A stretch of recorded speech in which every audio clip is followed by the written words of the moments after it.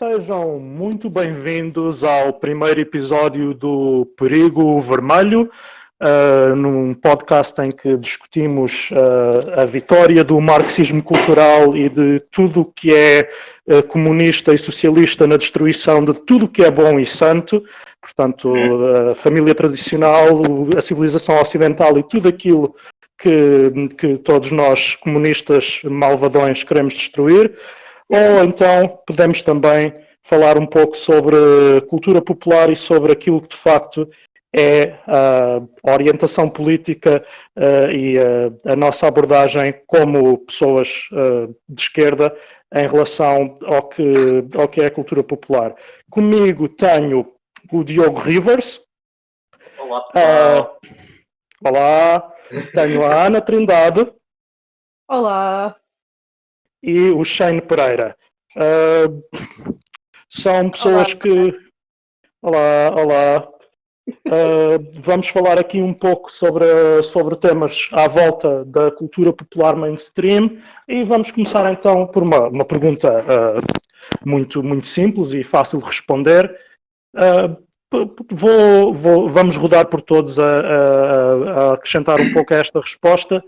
No atual sistema político, vocês qual é que acham que é o papel do entretenimento na propaganda política? Portanto, aquilo que nós consideramos entretenimento, que papel é que tem na propaganda política do sistema capitalista? Shane, diz-me lá o que é que tu achas desta problemática.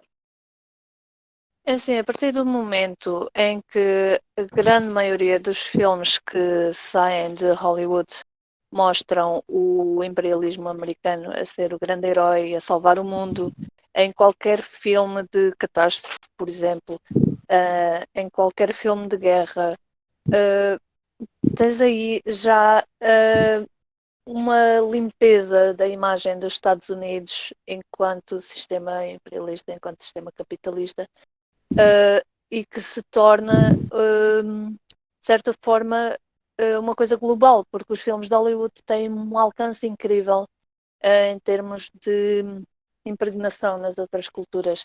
Tu não vês, por exemplo, Bollywood a ter esse alcance. Vês agora, se calhar, o cinema coreano a ganhar algum impacto, mas nada que se compare a isso. Pronto, o cinema acaba por ser, por exemplo, uma arma muito forte em termos de propaganda política. Diogo, diz-me lá se tu concordas com isto, então, porque eu acho que tu concordas comigo quando dizemos que, por exemplo, no cinema, acho que o Shane aqui tem razão, isto é uma questão que se vê bastante em qualquer filme de guerra, qualquer filme de catástrofe e nos filmes de super-heróis, mas, por exemplo, nos jogos de computador, toda a gente sabe que há atualmente uma grande influência da esquerda política na criação dos jogos de computador, não é, Diogo? Sim, absolutamente. E não sei até que ponto nós podemos falar que o crescimento tem sido assim imenso, mas temos cada vez visto mais a introdução, aquele entry-level, tipo, de determinadas indústrias, de determinados discursos políticos da esquerda, seja tipo de política de identidades, etc., ativismos LGBT, antirraciais, etc. Temos visto cada vez mais a aparecer. Mas acaba por ser também, se formos um bocadinho outra vez à superfície e vermos outra vez os Estados Unidos como o bicho-papão, que é o bicho-papão, não podemos fugir disso, não é? Os próprios videojogos, mesmo tentando nesta onda progressista que parece que agora é a moda, é tipo a bandeirinha que temos, continuam sempre também a pintar o que é estadunidense, o que é o inglês estadunidense, etc., como sempre o herói. E acaba sempre por criar uma narrativa muito normativa que por si só nós já sabemos que vai ser paralela a décadas de opressão e assim. Mas claro que também não podemos legitimizar o trabalho que tem sido feito, principalmente por game developers, que têm tido uma luta imensa para quebrar com esses dogmas, não é? É assim, Diogo, eu até confesso que estava aqui a tentar ser um bocado sarcástico, mas é verdade o que dizes, mesmo mesmo naquilo que nós vemos como uma área em que há alguma participação de pessoal progressista, de pessoal com ideias mais refrescadas, tudo isso acaba por esbarrar muitas vezes numa eterna glorificação dos feitos militares americanos, nos jogos de guerra também, inclusive com um revisionismo histórico puro e duro, como já aconteceu muito recentemente, em que crimes de guerra ficcionais, mas baseados explicitamente em crimes de guerra americanos, são atribuídos à Rússia, por exemplo, num jogo bastante recente, não me estou a lembrar agora do nome, mas a questão que aí fica, acho que é muito por aí. Há um certo avanço de pautas progressistas em algumas áreas, e também no cinema, mas continuamos sempre com os mesmos ideais subjacentes à cultura americana, ao imperialismo americano, à legitimação do imperialismo americano. Ana, diz-me, nas áreas que tu mais consomes em termos de criação cultural, como é que vês essa propaganda, como é que vês essa propaganda a ser efetivada? Eu acho que, se por um lado é indiscutível que é propaganda, para muitas pessoas passa um bocado ao lado, porque está tão pervasivo e tão em tudo o que nós vemos, que muitas vezes não nos apercebemos. Eu, por exemplo, sempre adorei dramas policiais, tipo Law and Order, etc. E só mais tarde é que me comecei a perceber de que aquilo é puramente propaganda em favor da polícia. São sempre os bonzinhos da fita, nunca mostram a realidade da violência policial, que nós sabemos que infelizmente existe. E acho que não tenho muito mais a acrescentar àquilo que já foi dito sobre esse tema. E até o que acrescentaste é bastante interessante, porque os dramas policiais até deram origem a uma palavra que eu acho fantástica na política americana, que é o propaganda, que é propaganda para o policial, e que exatamente como tu dizes, dão essa ideia de que a polícia está sempre legitimada nas suas ações, está sempre a lutar contra um sistema que os prejudica e que os impede de apanhar e de castigar os maus, e isso depois cria toda uma cultura de legitimação de toda a ação da polícia nas pessoas, no público em geral, que acaba por ser parte do objetivo desse tipo de ficção. Um exemplo até... Desculpa. Tens aquela narrativa típica do polícia mauzão que faz tudo fora das regras e é tudo legitimizado porque ele supostamente está a fazer tudo em prol do bem. Mas depois vês coisas horríveis nas séries policiais, por exemplo, criminalizar trabalhadoras do sexo.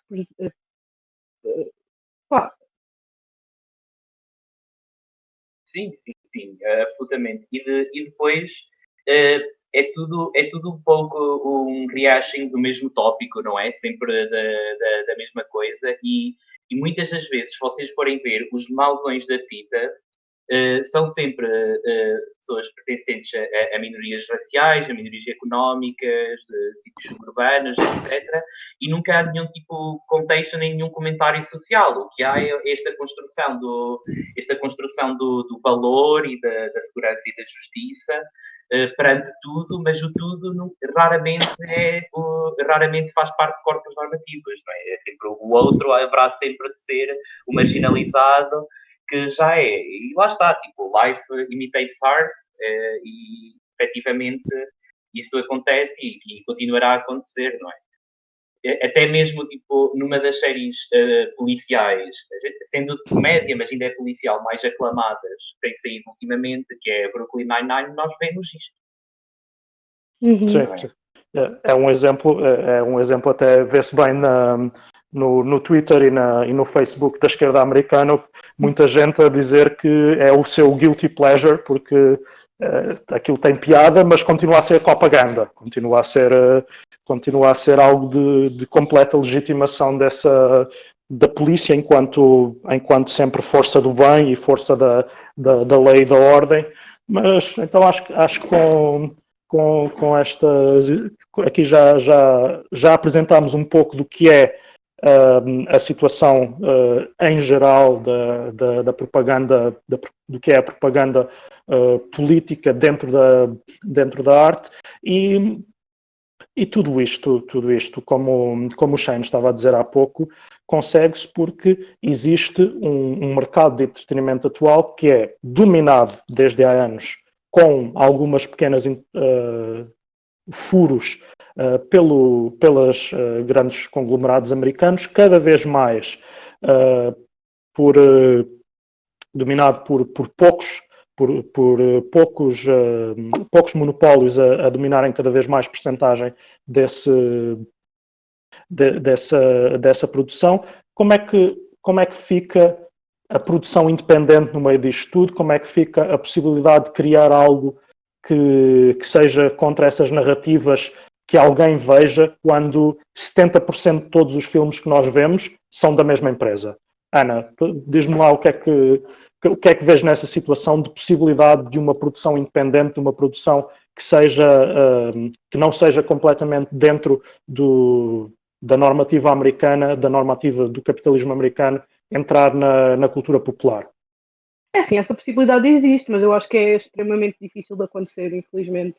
Mesmo, por exemplo, no cinema, hoje, a produção de cultura dita independente, quanta não será por colaboração de cinema americano, por produtores americanos, por exemplo. Conseguem-me ouvir? Sim. Sim. Desculpa.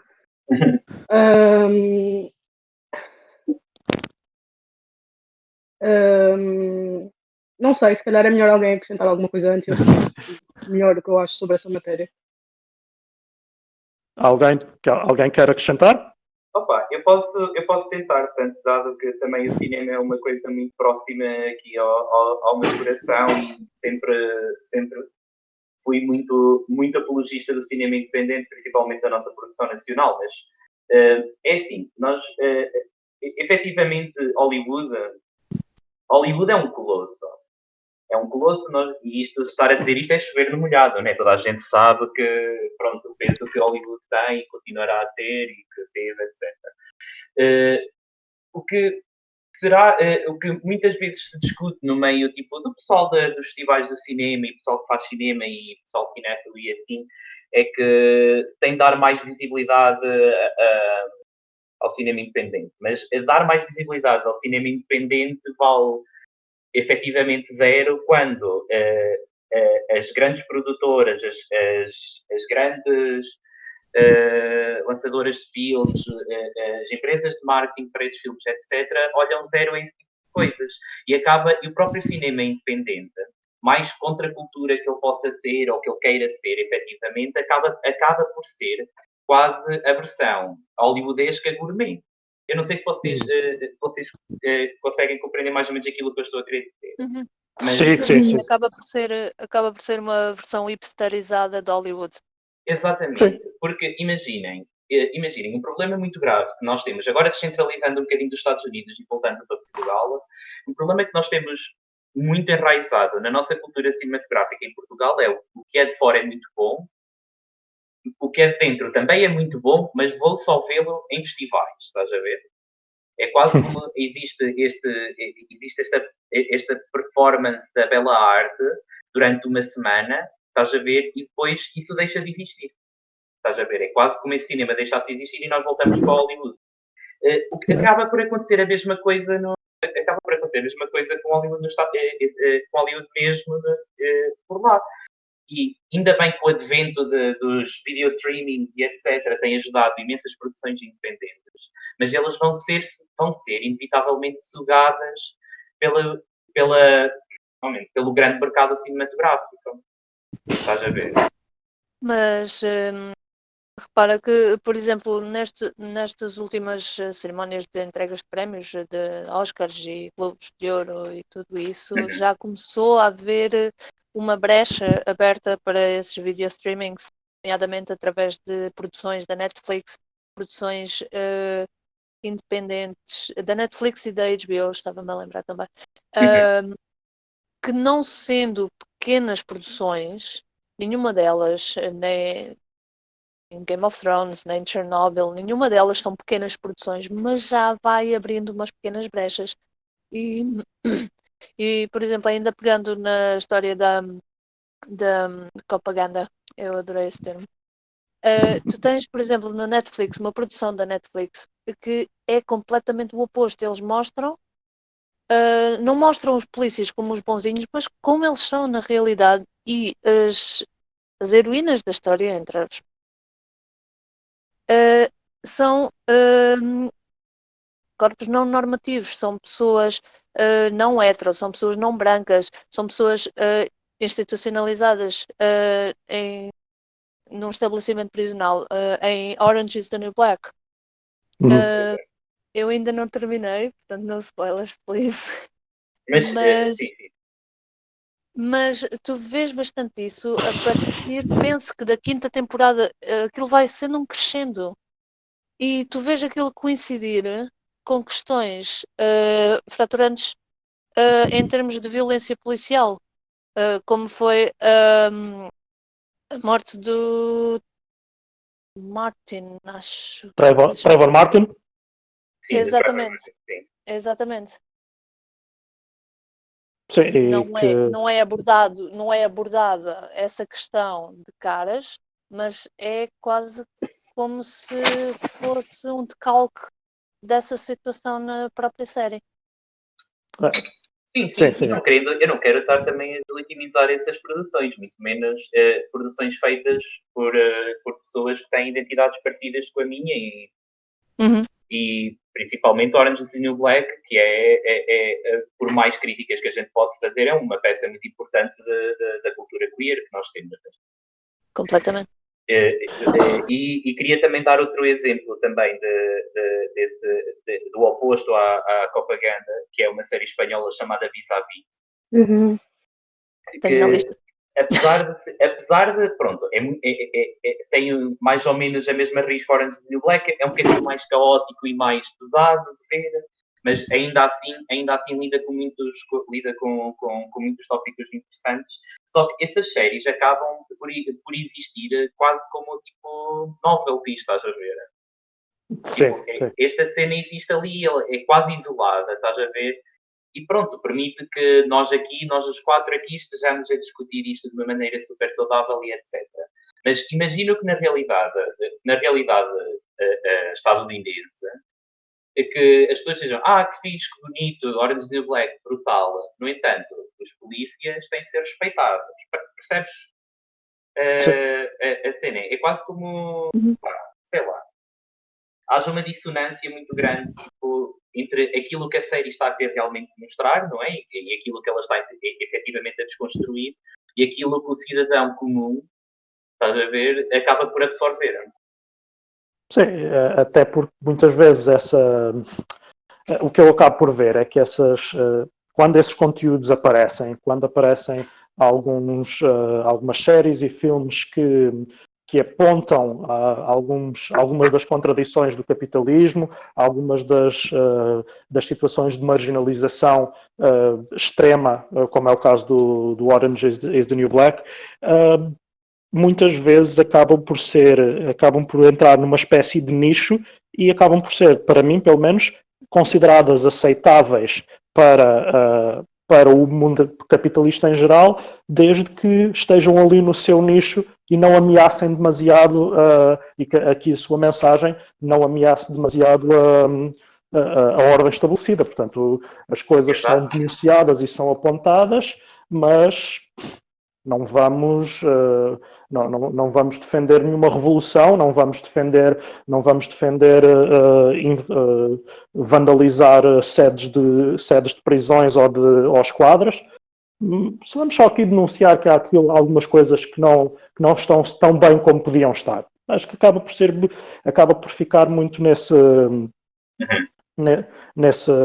registro. Mas então, passando aqui para outros temas, o que eu acabo por achar interessante desta conversa é que então, afinal, há muita coisa que parece que está impregnada de política, como nós estamos a ver, nós que vemos o mundo muitas vezes por uma veia tão política, que parece que mesmo aquilo que é considerado apolítico, muitas vezes tem uma mensagem política, e isso é o que é muitas vezes ignorado, porque, mais uma vez, voltando à questão dos videojogos, todas aquelas discussões, aquele discurso à volta da politização dos jogos acaba por ser extremamente patético, de certa maneira, porque todos esses conteúdos são políticos de base. Diogo, consegues apresentar aí exemplos ou discorrer um bocado sobre isso, sobre a questão de que mesmo conteúdos que nós achamos que são apolíticos acabam por ter uma vertente politizada sempre na sua criação e na maneira como se apresentam ao público? Claro, absolutamente. Certamente todos aqui já ouvimos falar sobre o estranho caso que foi o Wolfenstein, não é? Os últimos 2 títulos e toda a shitstorm que surgiu na internet, certo? Wolfenstein sim. É dos primórdios dos FPS, não é? Antes dos nossos CSGOs e entre outros. E apesar de ser um jogo muito camp, não é? Efetivamente, pronto, o que está ali é tipo pessoal a matar nazis, vampiros, tipo uma cena super distópica, etc. Acaba por ter uma mensagem política muito forte e também o contexto americano em que os bons do Wolfenstein se inserem, né? Apesar deles terem perdido, tenho a ideia que eu não joguei no último jogo, não tive muito em contato, mas eles têm perdido um bocadinho a imagem, mas acaba por ser sempre o mesmo discurso a ser desenrolado. Mas voltando outra vez ao tópico, tem um peso político muito enorme, não é? Este reenactment que existiu da Segunda Guerra Mundial, segundo o olho do paranormal e do gore e etc., acaba por ser sempre nós versus eles, neste caso nós a lutar contra o regime nazi. Acontece que quando isto já vem do Gamergate, não é? Tipo, pronto. Desde que as pessoas, se calhar, perceberam que, se calhar, a política está em todo lado e nós não vivemos de um vácuo dela, que começou-se a ver esta crítica toda à politização dos jogos, quase como se isso já não acontecesse nos anos 90, nos anos 80, nos board games antes disso. Estás a ver? É quase como se abrisse de repente uma luz e as pessoas pensassem: olha, queres ver? Política nos meus videojogos? Epá, não. Isso é uma seca do caraças, eu não leio notícias. Tipo, é mesmo muito grave. E pensa noutra cena. Não só no caso do Wolfenstein. Eu não sei se vocês já ouviram falar sobre a GamerX Expo. Gamer com Y, tipo de gamer. É bem parvo o nome, mas pronto. Imaginem, há muito tempo, desde o Gamergate principalmente, que movimentos ativistas online, etc., começaram tipo, a reivindicar e a aclamar cada vez mais títulos e etc., que tenham presença e representatividade LGBT nas suas jogos. O que isto claramente, para o gamer tradicional, normativo, não é? É uma afronta enorme a dizer que, pronto, façam os vossos próprios jogos. Estás a ver? Façam os vossos próprios jogos, não mexam no meu calo. E o que é que o pessoal fez? O que é que o pessoal LGBT, programador, game developer, etc. fez? Começou a fazer os seus próprios jogos. Acontece que, ao fazerem os seus próprios jogos, não tinham sítio para os poder mostrar, então criaram uma própria convenção para toda a gente poder estar em contacto, poder ver toda a gente. Tipo, vou frisar outra vez toda a gente, nunca o barramento dos heteros, num Gamer Expo. Só que no último Gamer Expo que houve petições, houve grupos de Facebook, no Twitter, no Tumblr, no YouTube, contra a ESA Expo, porque está a dividir a comunidade. Então, mas entramos aqui nesta dança, não é? Aqui à volta do... pode ser político, mas só se for político para mim, estás a ver? Só se for político sim. Para mim. Só se os americanos e os heteros ganharem, estás a ver? E quando há uma coisa que é dissidente, perdemos aqui um bocadinho a fia à meada. E depois, tens outro caso, por exemplo, do BioShock. O caso do BioShock é muito interessante, porque, efetivamente, pronto, apesar de ser baseado nas cenas da Ayn Rand, e todos nós sabemos o Rand do que aquilo é um jogo que é muito politizado. Tipo, a sua própria essência de narrativa é super politizada. Mas só há muito pouco tempo é que nós começámos realmente a discutir isso. Estás a ver? Principalmente, tipo, as cenas tipo do Andrew Ryan e o que é que ele representa, ou no caso do Comstock em Colômbia, no INPE, etc. Temos aqui, estas coisas acontecem, mas quando essas discussões acontecem, parece que as pessoas só estão a discutir literalmente a lore e não percebem que essa lore é um paralelismo de coisas que aconteceram tipo, no nosso dia-a-dia. E com o Skyrim, e o Shane sabe perfeitamente, e se calhar muito mais do que eu, que as pessoas gostam muito de dizer, e tal, tipo, os Imperials são merda, ou Stormcloaks para a frente e o caraças, mas não percebem que existe tipo, um paralelismo real dentro da lore.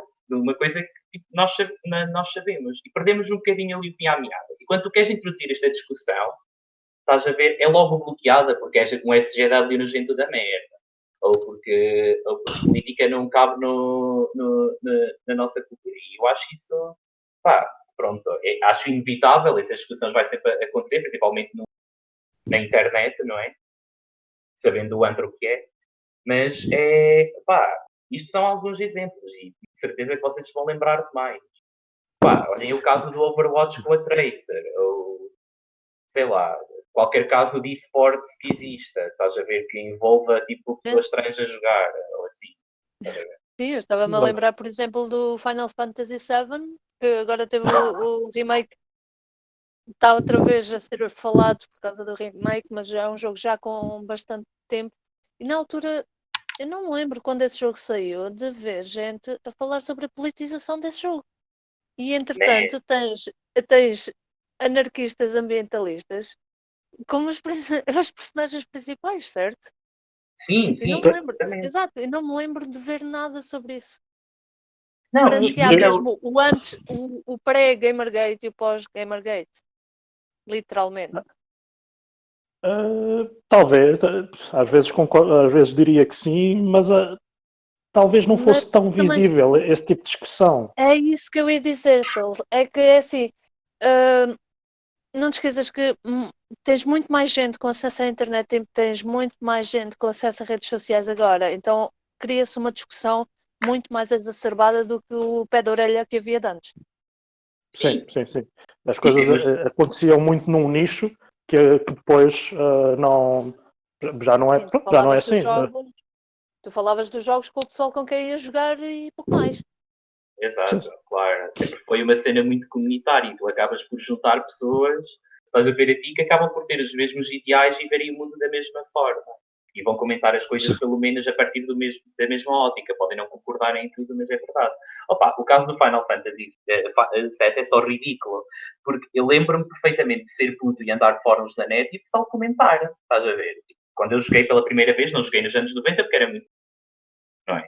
Mas quando joguei efetivamente no secundário, nos fóruns da net, Final Fantasy, etc., toda a gente sabia que puseram o Cloud em drag, toda a gente sabia ali tipo dos inuendos sexuais que havia, toda a gente sabia perfeitamente do discurso político que estava a acontecer, mas falavam só do discurso político que estava a acontecer lá dentro do mundo do Final Fantasy VII, e não como ele impermeava noções reais de grupos reais que existem agora, ou naquela altura. Exato, e agora não havia Exato, não havia se calhar um ponto de comparação, ou se calhar havia uma, como é que eu ia dizer, era uma coisa mais naive. Sim, absolutamente. Muito bem. Com tudo isto, chegamos aqui a uma... Acho que em parte até já falámos sobre isto, mas eu gostava de abordar agora mais especificamente esta questão. Vou começar aqui pela Ana, que voltou agora do troubleshooting, parece que já está online novamente. Já estou. Boa! Estás de volta. Diz-me, Ana, tu achas que existe efetivamente o famoso viés de esquerda de Hollywood e do entretenimento? É uma coisa que existe? Ou são paranoias dos conservadores? Ou existe, mas nunca vai ser tão de esquerda como nós gostaríamos que fosse? Tu achas que Achas que é o Mark Ruffalo que vai ser o líder da revolução? O homem até é decente, mas vai ser atrás dele que vamos derrubar o capitalismo? Ou isto não é bem assim e são todos uns liberais bastante confortáveis só a falar daquilo que os incomoda de vez em quando? Bem, para começar, eu adoro o termo viés de esquerda, porque eu acho que, na realidade, o que existe é um viés de esquerda na realidade. E é engraçado que eu acho que não se vê isso representado na produção cultural, até pegando numa coisa que o Shane estava a falar há bocado, que começa a haver mais visibilidade por exemplo, no cinema, nos Oscars, de filmes estrangeiros que não sejam ali. É importante ver que filmes é que são escolhidos, por exemplo, ou outro tipo qualquer de mídia, para ter essa visibilidade. Eu dava o exemplo do Parasite, mas eu tenho assim uma opinião um bocado controversa sobre esse filme, portanto não sei se vamos entrar por aí. Acho que podemos fazer um episódio inteiro sobre o Parasite. Acho que sim, acho que dá pano para mangas. Fogo. Mas diz, continua. Eu não acho que haja um viés de esquerda na produção cultural, de todo. Por exemplo, acho que existe, às vezes, uma cooptação por as pessoas que são os privilegiados economicamente, são as elites, os que produzem o cinema mainstream, por exemplo. Não sei se lembram de um filme que existiu há uns anos, que era o Sorry to Bother You, Sim. sobre um homem que trabalhava num call center e falava um bocado sobre temas anticapitalistas, um pouco. Havia um homem rico que estava a transformar as pessoas em monstros, sorry pelo spoiler. Mesmo nesses filmes, eu acho que acaba por ser claro que sim, os ricos são maus, mas vamos continuar, não é tipo com uma revolução que vamos resolver as coisas. É um bocado aquilo do pull yourself up by your bootstraps. Cough Game of Thrones. Sim. A solução não é uma revolução, a solução é continuar. A solução é. Ou então, por exemplo, aquele filme que existia com o Will Smith, não sei se lembram, do Pursuit of Happiness, sobre um homem que. Sim. Que acaba por ser rico. Na realidade, o homem acho que acabou por acabar de destituto. Ok. É uma realidade que não se quer mostrar, não é? Sim, o filme é baseado em factos reais, mas eu desconhecia esse final infeliz não representado no filme. Mas a Ana falou aqui de uma coisa interessante. Tens mais alguma coisa a acrescentar? Por agora não. Aqui de uma espécie de cooptação.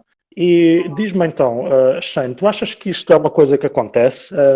A indústria do entretenimento acaba por cooptar para si causas da luta anticapitalista, da luta antinormativa, da luta LGBT, por exemplo.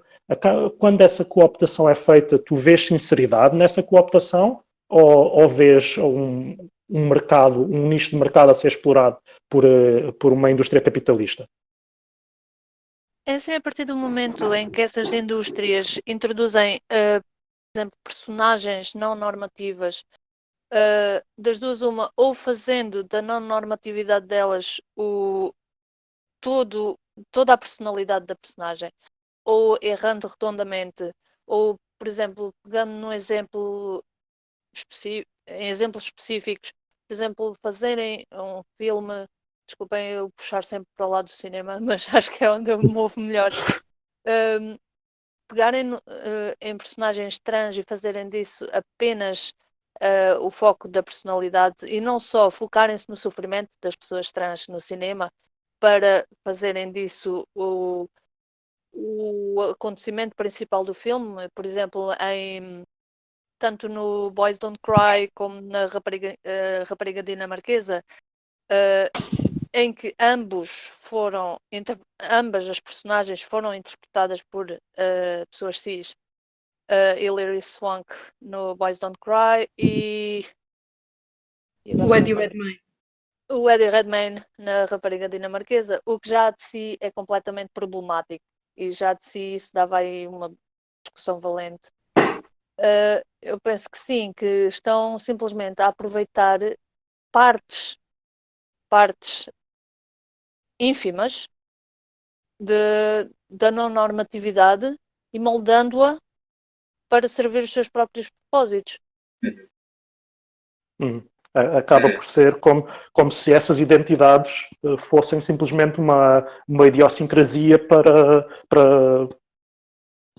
mais uma coisa ligeiramente diferente que vamos mostrar aqui, como quem mostra uma nova forma de fazer 3D no cinema, ou uma nova paleta de cores, ou uma nova técnica narrativa, como se fosse isso como se a identidade das pessoas se reduzisse a só mais um elemento da construção desse conteúdo, se calhar. Não sei se é...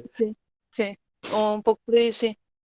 E não dando profundidade às personagens, nem simplesmente, ok, é uma pessoa trans, mas não é o foco da história. Tens um bom exemplo disso, tens um exemplo positivo disso, por exemplo, em Sense8, tens uma personagem trans, mas isso não é o foco dela. A Naomi Marks, tens muito mais o foco, por exemplo, no facto dela ser uma Sense8 ou no facto dela ser hacker do que no facto dela ser trans. E aí está bem feito. E vais perceber, por exemplo, vais ver quem é que são as realizadoras da série e são 2 mulheres trans. Isso.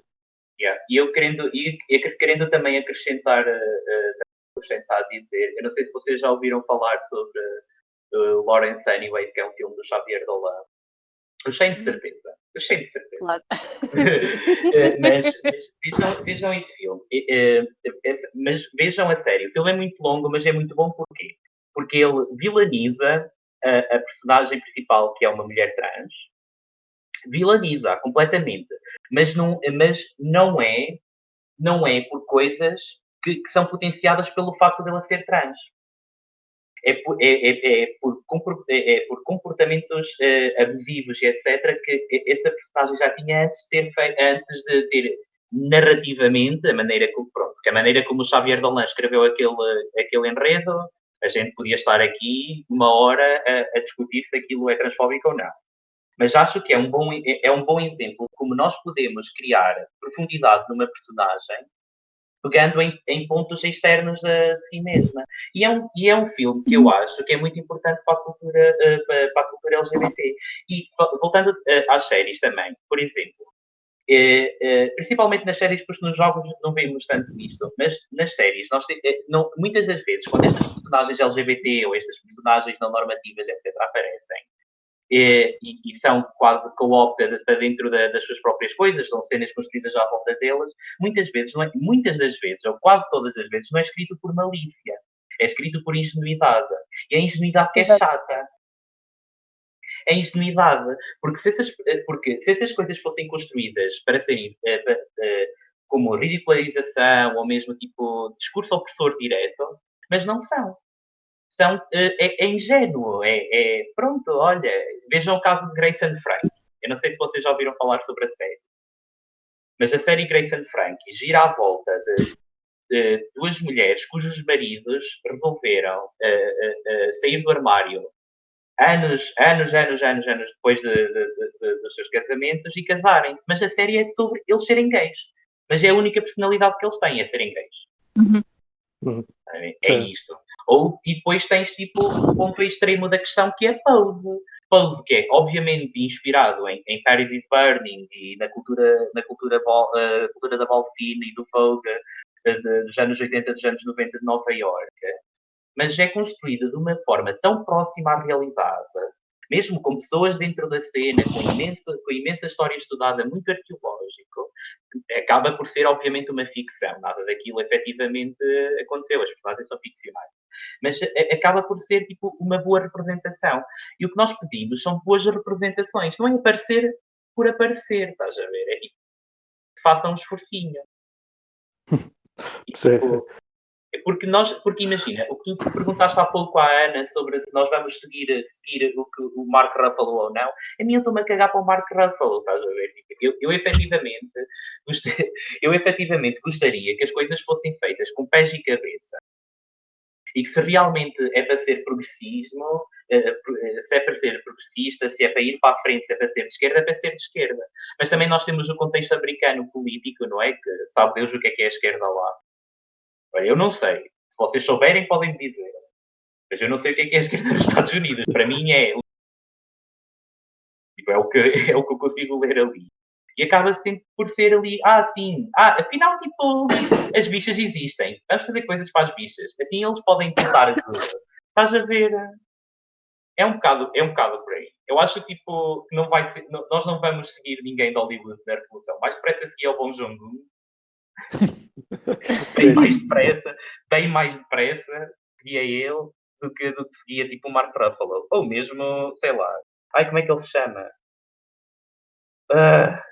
O pessoal passou-se com ele. Passou-se, não, tipo, começou a mala do nada. O Keanu Reeves, estás a ver? Mais depressa, tipo, não acredito que o Keanu Reeves quisesse ser tipo o porta-voz de uma revolução, né? Ou então tinhas o Russell Brand da música pop britânica, que Assim, a certa altura parecia que aquilo era a coisa mais à esquerda desde o Karl Marx a aparecer. Um gajo que simplesmente veio dizer, se calhar 3 pessoas terem tanto dinheiro como metade da humanidade inteira, se calhar não é uma boa ideia. yeah. Isso, para muita gente, parece que é extremamente radical. Sabes uma coisa engraçada, Saúl? Em relação ao que estás a dizer, o Russell Brand é muito amigo do Morrissey. Oi, É amigo estou a ver. dele já há vários anos. Yeah. Não sabia. Sim, isso é uma questão que também é falado muitas vezes. Essas personagens, essas celebridades que muitas vezes apresentam as suas credenciais progressistas e fazem lip service a causas progressistas, muitas vezes os seus interesses são de classe. Quando, como dizem os próprios americanos, when push comes to shove, quando as coisas apertam na verdade, que eles revelam os seus interesses de classe, e isso é um exemplo. A questão da Ellen DeGeneres é a mesma coisa.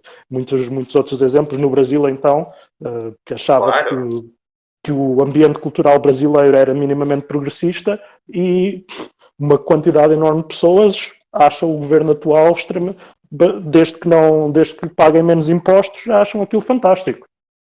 E vai-se revelar depois na maneira como o entretenimento não só é produzido, mas como ele também é distribuído para os outros mercados, não é? Nós vivemos aqui um bocadinho às gotinhas do que os Estados Unidos fazem e nós estamos a ter toda esta conversa porque pronto, não é? É a maneira liberal que eles veem de progresso de mostrar, se calhar vamos meter um filme de super-heróis com uma gaja que é a personagem principal. Estás a ver como se isso fosse a cena mais progressista que eles podiam fazer. É tipo, uau. E depois faz uma glorificação das Forças Armadas Americanas a um nível que nenhum filme de propaganda dos anos 50 conseguiria fazer. Mas foi progressista por causa disso. Sim, exato. E depois querem vender também como é que se chama? Estás a ver? É que eu bloqueio estes filmes na minha cabeça, estás a ver? Não quero pensar nisso. E agora estou a pensar neles. Mas quando o La La Land saiu, que o pessoal estava a passar-se com o La La Land, e eu tipo, gente, para além de ser um filme muito mau, porque isto não é uma discussão, eu sou a entidade reguladora do bom gosto, peço desculpa, sou de esquerda, é uma glorificação de uma altura dos Estados Unidos, onde para já tinha a luta pelos direitos humanos, principalmente as lutas raciais, tinham começado, e é uma glorificação horrível. É que a mim enjoou-me o filme, horrível, da identidade americana, como esta identidade branca, magra, heterossexual, tudo bonito, olhos azuis, gajas loiras, vestidinho, tudo bonito. Estás a ver? É que tipo, só faltava começarem a cantarem o hino dos Estados Unidos tipo, em versões diferentes, porque para mim aquilo era pura propaganda americana. Estás a ver? Mas como é bonito e tem uma história de amor. Pronto, foi uma história de Cá amor. está. No mundo. Eu não conheço bem o filme, mas aquilo passa-se no mundo do jazz e só há brancos, não é? Sim. Praticamente. E pronto. Onde logo aí já é um grande Tem red algumas, flag, não é? e tem algumas personagens latinas e algumas personagens afro-americanas e pessoas não brancas na generalidade, mas são sempre postas de lado, não é? São sempre postas tipo no background, etc. Mas depois tu vês, o completo oposto no cinema dos Estados Unidos dos anos 80, onde é que tu vais, tipo, se calhar, aos filmes de série B e etc., e tu vês uma diversidade, mas uma estupidez. Tipo, diversidade, estupidez no bom sentido. Pensem, por exemplo, os casos mais famosos são todos os filmes do John Waters, não é? O John Waters sendo um homem branco, não é? Mas pronto. Mas tens o caso, por exemplo, do Hairspray, do filme original. Man, aquilo é um filme tipo que, apesar de ser muito camp e obviamente romantizar um bocadinho tipo, as lutas das comunidades negras, tipo, é um filme que tem uma representatividade ótima. Que depois fizeram a versão da Broadway e perderam isso. Mas pronto, não se pode ter tudo. É tal coisa, são os tais pequenos furos que acontecem, mas que não é para perturbar demasiado a ordem estabelecida. Pois Sim, eles já têm a sua cena, vocês já tiveram o Hairspray há 30 anos, portanto fiquem aí contentes. Fiquem aí contentes com essa é a vossa cena e nós continuamos com tudo o resto. Vamos então aqui encaminhar-nos para o final. Estamos aqui a chegar ao final do primeiro episódio do podcast Perigo Vermelho e deixo aqui com uma pergunta aberta para os três, que eu próprio vou também responder no final, que é darem só assim um exemplo, seja recente, seja um clássico para vocês, de uma série, um filme, um jogo popular e que vocês tenham apreciado e que em poucos minutos vocês consigam dar um exemplo do que é uma mensagem política nesse conteúdo que não seja muito normal as pessoas abordarem como mensagem política. Shane, tens algum exemplo que nos consigas dar?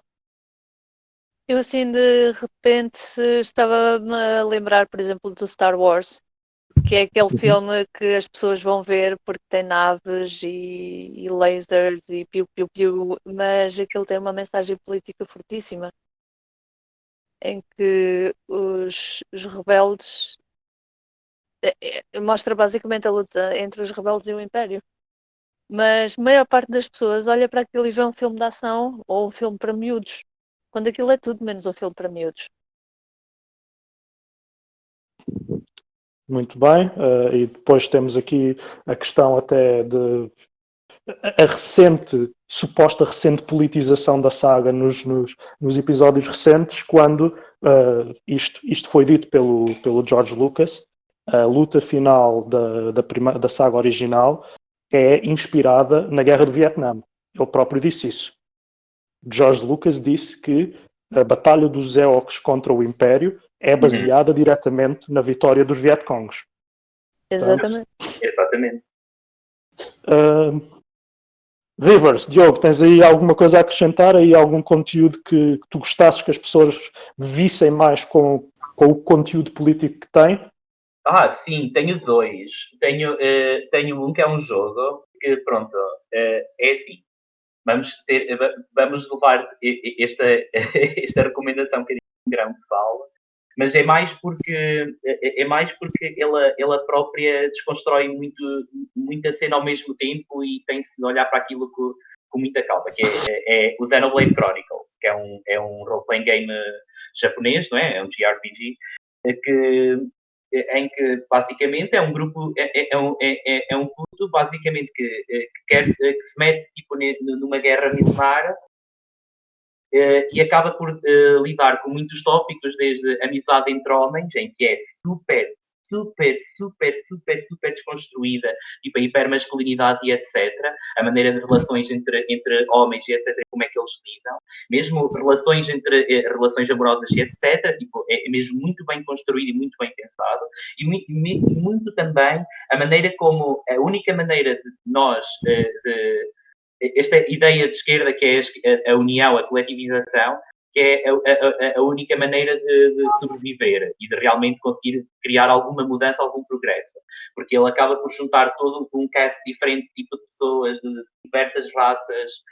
Claro que isto é sci-fi, não é? Vai ter todo o tipo de raças diferentes, todo tipo de pessoas e de seres diferentes, e como eles próprios conseguem ganhar no final. E é muito interessante. E o outro é Battlestar Galactica. Porquê? Eu nunca me vou calar com Battlestar Galactica, ninguém me vai fazer calar com Battlestar Galactica, porque Battlestar Galactica é não só dos picos altos da ficção científica, pelo menos da primeira década dos anos 2000, estou a falar do Reimagining, nunca vi o clássico, mas Battlestar Galactica lida imenso com a política interna, muito mais do que,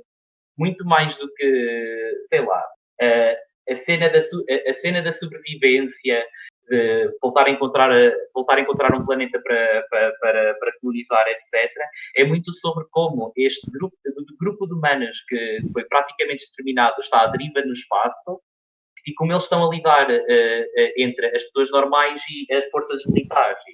E como as mulheres conseguem sobreviver naqueles espaços e como pessoas não normativas conseguem sobreviver e etc. E é muito interessante ver isso na esfera política porque foi exatamente isso que os criadores, que as pessoas que fizeram Battlestar Galactica quiseram fazer com aquilo. Queriam fazer comentário social a partir de uma esfera sci-fi que acaba sempre por ser politizada, não é? E é isso, são esses os dois.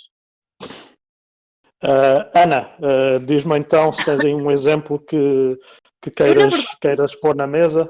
Não me estava a lembrar de um exemplo daquilo que tu disseste, mas lembrei-me de um que é o oposto, que é um conteúdo que se passa por politizado e que na verdade é muito vazio naquilo que supostamente está a tentar dizer e que é recente. Não sei se já ouviram falar do filme da Netflix, que agora toda a gente está maluca porque é a plataforma, que é sobre um grupo de pessoas que está presa num edifício com muitos níveis e todos os dias uma plataforma passa com comida, desde o nível mais alto até o nível mais baixo. Ora, supostamente, se eles racionarem a comida, chega para toda a gente, mas claro que a partir daí começa a haver conflitos, não é? Até há uma cena em que um dos personagens pergunta ao protagonista se ele é comunista e é suposto ser engraçado. E no fim acaba por ser completamente vazio, levanta uma série de questões e acaba por ter medo de as responder. Uhum. Nem para um lado nem para o outro, nem para o lado capitalista, nem para o lado de esquerda, nem para um lado de centralismo, nem nada. Simplesmente deixa um final aberto e eu achei muito desapontante.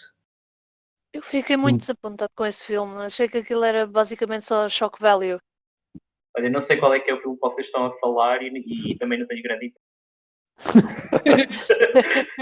É uma não recomendação. Pronto, acho que foi uma recomendação ótima, uma não recomendação ótima, porque vai um pouco de encontro ao que é sempre um objetivo de uma abordagem de esquerda a esta problemática, que é aquilo que muitas vezes é apresentado como de esquerda ou como viés de esquerda no entretenimento, na cultura e tudo isso, muitas vezes é um viés liberal, social-liberal, centrista, caritativo, que pode apresentar que os problemas existem e pode apresentar assim algumas soluções mais ou menos suaves, mas nunca vai fazer uma defesa de um processo revolucionário, de um derrubo da ordem capitalista, de destruição da burguesia. Isso nunca vai ser, Hollywood nunca vai apresentar isso como um filme ou como uma série, nem a Netflix nos vai mandar uma série sobre o Lenin, por exemplo, dando aqui um exemplo. Sendo assim, eu ia tentar aqui dar um exemplo também de um conteúdo, do que é que para mim foi um conteúdo político que desiludiu muita gente e que também a mim, que é aquele final atroz da Guerra dos Tronos. Portanto, eu acho que, portanto, o final é atroz a todos os níveis, não é só ao nível político, Temos mesmo é ao nível pois, isso foi quase um chip shot. Sim, vou admitir que isto é low hanging fruit, basicamente. Mas sim, é atroz do ponto de vista político, porque apresenta toda a perspectiva, literalmente, no mundo medieval. Portanto, nem sequer é difícil a quem pensa dentro da cabecinha capitalista ainda, num mundo explicitamente medieval, apresentar o derrubo da ordem feudal de forma violenta, como aconteceu em todo o lado. O feudalismo nunca foi derrubado pela simpatia, mas o derrubo da ordem feudal como sendo uma coisa demasiado radical, demasiado perigosa, e não, vamos resolver tudo aqui com um conselho de pessoas mais ou menos sábias que pelo menos vão pôr água canalizada na cidade. Vamos lá ter calma, vamos lá ter calma com o suposto... Se é isto o viés de esquerda da cultura de Hollywood, deem-me outra então, deem-me outra esquerda, deem-me outro viés, porque este eu não quero.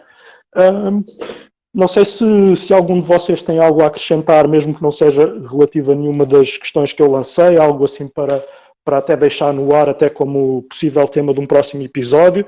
Se tiverem, falem agora ou forever keep your peace. Opa, é assim, se calhar não tanto tema para o ar, mas só tipo um pensamento que eu acabo sempre por mandar isto, sempre para o ar quando é este tipo de discussões, é que nós temos de ser sempre muito críticos da cultura e do entretenimento que nós consumimos, não só da sua mensagem, mas também do contexto onde é que eles são produzidos. Porque é muito importante nós compreendermos e percebermos de onde é que vem e para onde é que vai, não é? Porque, pronto, as coisas não existem só num vácuo, elas vêm de alguma coisa que potenciou aquilo e elas vão potenciar o desenvolvimento de outras coisas. E acho que é muito importante, principalmente,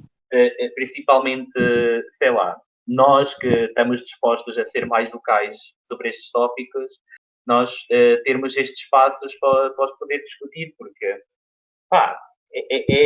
é importante, principalmente para uma esquerda que muitas vezes fica parada, fica sem fazer grande coisa, menos nos anos em que há eleições, não é? Falando um bocadinho mais no caso cá em Portugal, não querendo deslegitimizar o trabalho de ninguém, obviamente, mas é um pouco a imagem que eu tenho. Acho que é importante nós percebermos toda a gente, não só nós, porque nós já efetivamente estou aqui a chover no piada, mas é percebermos que tipo, as coisas não existem sem serem inerentemente políticas. A partir do momento que tu vestes um casaco diferente do dia anterior, estás a fazer uma escolha política, tu não podes fugir disso. E que o próprio entretenimento vai estar ligado a coisas políticas e etc. E tudo o que tu viste até um determinado ponto vai ser efetivamente mais ou menos problemático, mas vai ser sempre. E a partir do momento que começamos a criticar mais e a exigir mais e melhor e tentar lutar mais pela seriedade e pela boa crítica, se calhar o entretenimento tem um futuro. E era isso. Se houver mais alguém que queira pôr notas finais. Eu acho que está tudo dito, para mim. Então, muito bem. Vejam Tiger King. Vejam Tiger King. Vejam Tiger King, ok. Ainda não vi. Ainda não não vi. E vocês vão odiar. Eu também ainda não vi, por acaso tinha ouvido muitos podcasts sobre o assunto, há uns meses antes da história se tornar assim viral, e é uma história muito interessante. Gente, não quero arrastar isto, mas é uma maluqueira, vocês têm de ver, tem que ser só. Os memes são política também. Portanto, chegamos então ao final do primeiro episódio do Perigo Vermelho. Foi um prazer falar convosco. Espero que todas as 3 pessoas que nos estão a ouvir também estejam a gostar. Vamos produzir mais, vamos fazer mais episódios, vamos tentar fazer aqui uma produção regular. Precisamos também do vosso apoio. Sigam-nos nas redes sociais. Vamos começar pelo Facebook e vamos lançar o podcast primeiro pelo Spotify por via do Anchor. Portanto, sigam-nos, deem-nos feedback também, partilhem com os vossos amigos, falem connosco se quiserem participar em algum episódio também. Estamos todos nós abertos a essa participação. E deixando aqui a nota final em reforço ao que o Diogo disse, sejam críticos no vosso consumo de cultura, sejam críticos no vosso consumo de conteúdos, não fiquem chatos, mas sejam críticos na maneira como recebem as mensagens que vêm de toda essa produção, porque em todas elas há política, em todas elas há propaganda. Por enquanto não vamos conseguir acabar com essa propaganda, mas conseguimos pelo menos fazer uma abordagem crítica a essa propaganda e fazer uma desconstrução do que vem nesses conteúdos. Portanto, fiquem todos em casa por enquanto e vemo-nos no próximo episódio.